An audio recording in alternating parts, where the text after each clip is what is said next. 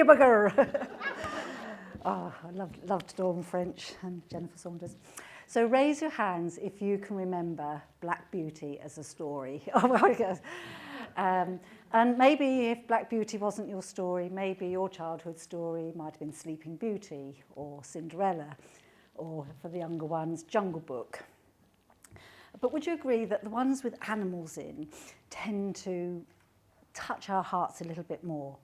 And particularly with Disney films, they're all able to sort of cover different life themes through the animals and their characters. So I'm a bit partial to Black Beauty because I have a few Black Beauties of my own in Surrey. I run the Holistic Horse and Pony Centre and the HEART Equine-Assisted Therapy Centre, where we change lives and stories through the healing power of horses. Now, you may be wondering why you work with horses and how on earth that can help.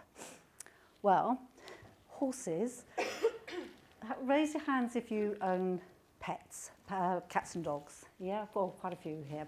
So would you agree that your pets know when there's something wrong with you?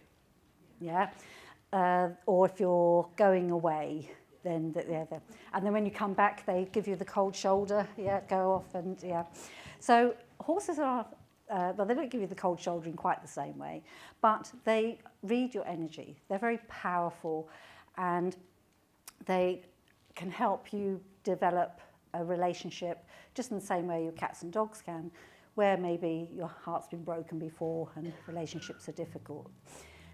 They're able to really feel what emotions you've got going on, and they help you become very authentic, and because they're able to read your stories.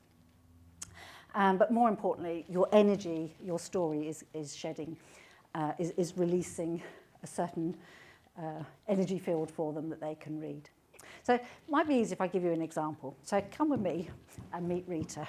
Okay. Now Rita is this tall, big, wiry, black mane of hair, and very resistant, very angry with the world, and very stubborn, opinionated, and really intimidating, difficult to handle. I'd like you to also imagine that I have a stable barn, and there's 5 stables with horses in, and Rita is coming through the middle. Oliver steps back. Woody recoils. Billy, God, his ears back at her. Caesar runs to the back of his stable. And as she's coming through, all the horses are stepping out of the way like a parting of the waves. I'm not doing that silly exercise, she stormed. And off she went, because Rita was one of my clients, in case you hadn't realised. And she stormed off round the back to where Harry was. Now, Harry isn't unsimilar to Rita. He too has a story. Now, would you agree that Rita, it's no surprise, has got a story that has given her lots of reason to be the way she is and rejecting. But she hadn't bargained for animals rejecting her when she's used to humans. But as she came round the back, there was Harry. Now, Harry, as I say, he's also got a story. Because of his abuse, he's very angry, he's very resistant, he's very stubborn. But as I've come round to check her, what she didn't realise where she was standing, that Harry he was in the outdoor stable, and he reached his head round and touched her on the cheek. And as I looked at her, the tears were rolling down her face. You see, in that moment, Harry was able to transform her story completely. Would you agree that what she really wanted wasn't to be rejected? She needed love and acceptance.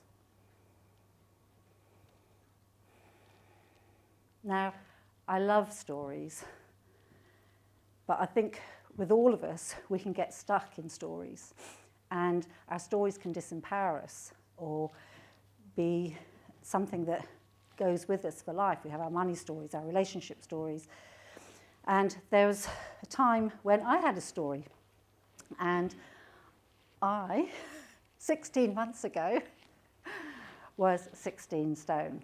And that was quite a problem, not only from a health point of view, but having nearly 30 horses and not able to ride a single one because I was too heavy was a bit painful emotionally. Now, all good stories need a hero, an adversary, and a mentor. Now, in order to become my own hero, I needed to deal with the adversary. Now, I could say food was my adversary, but that was just a symptom. I was my own worst enemy. I was the worst adversary. Have any of you felt like that, where you are struggling to help yourself? But in order to make a change, I got my mentors.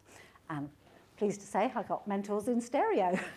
And Cheryl very adeptly helped me start to change that story, looked at why I couldn't, wouldn't, shouldn't lose weight.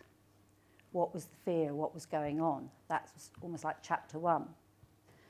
And then Jane was able to, with her piece by piece program, be able to then help me with the practical aspects of shedding weight. And then last year, I don't know if anyone was here, I was able to be on stage, and I think I'd lost about 2.5, 3 stone by then. But stories can stay stuck, and a story isn't just unfolding in one moment. There's still lots of stories entwined with other stories, and so that continued. And then in Marrakesh, I continued more study of what was going on for me. Now, the added bonus of shedding weight was I got my energy back, and in that energy came my creativity. And I love writing. And the thing around the stables, we have I can't say the word, but I'll have a go, anthropomorphize. Anyway, we make the horses like humans. And so we have all these little stories going on about what's going on with them. And everyone keeps saying, oh, Wendy, you should write a book about that. So I did. And I'm proud to say it has now come out, called 50 Blades of Hay. And so it's 50 Blades of Hay. Ooh, yeah. And it's a collection of 50 ranchy stories of horses, humans, and healing. And you may be wondering, well, if you're not really into horses, what could this book do for you? Well, who are my soap opera fans and reality TV people? Oh, not this one. Oh, okay. Love Island. Okay. A few. Okay. Well, the idea being that there's a bit of a cross between EastEnders, I call it coriander, Corrie, EastEnders, Love Island, and a bit of other stuff thrown in, and actually probably a bit of Anna Sewell's Black Beauty. And every story is tackling a bit of a life situation. Maybe the animals are having a thing going on. So, for example, like Bill, he's torn between 2 lovers. Okay. Well, I shall come to him in a second, because like all good stories and movies, there are lots of themes inside. So we've got love and romance. Check out Love is Letting Go. We have intrigue. Why was I in court at 16? Guilty as charged. And then there's Love is Letting Go. Can you let go when you love? Check that one out. So now we get on to Bill. So Bill is torn between 2 lovers. Now Bill's the George Clooney of the herd. Okay, he's a bit of an older guy, and he's been married to my mare Rosie. They've had a long-term relationship, but every time there is a new mare, what does he do? Trots along and has his wicked way with her. Now, my Rosie she's got to come on one of my courses because she keeps taking him back. And I keep saying to her, girl, you've got to stop doing that. Anyway, that's horses for you. So what's that got to do with you? Well, who here chases after the shiny object syndrome? Always after the next best thing? Maybe you're torn between two lovers. Actually, don't admit that, especially if you've got partners here. But no, maybe you are stuck between two decisions. You feel guilty if you make a decision for you, and you feel resentful if you make a decision for them. Well, maybe there's something in between. And in the book, after each little story, they're called pony ponderings, where it makes it about you and what relevance has the story to you. So how can you make that decision so that you're living your truth and not living a lie? Now, you may be in two minds about whether to buy this book, so let me help you make your mind up. See, not only is this book going to help you, but this book will help the Healing Hearts and Minds community interest company we run, which specialises in helping teenagers that are stressed, struggling, self-harming and suicidal. And they have a safe space with us, and the horses are able to help them change their stories. They're able to be seen, be heard, and be themselves. And thus we can help change their stories.